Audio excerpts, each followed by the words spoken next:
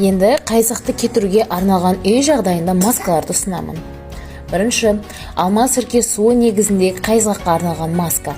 Қайсақты кетіруге арналған ең тиімді құрал болып саналады. Шашыңызды жуудан алдын теріге ерекше назар аудара отырып, шашқа алма сірке суын жағыңыз. Дұрысы мақтамен жағыңыз.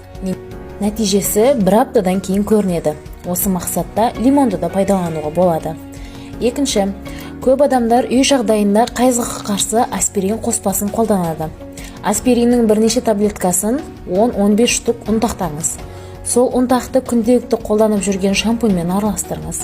Дәрі дайын, қолдана беруіңізге болады.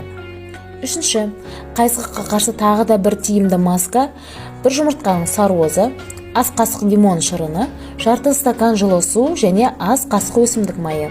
Сонымен бұл масканы да аптасына бір рет қолдануыңызға болады.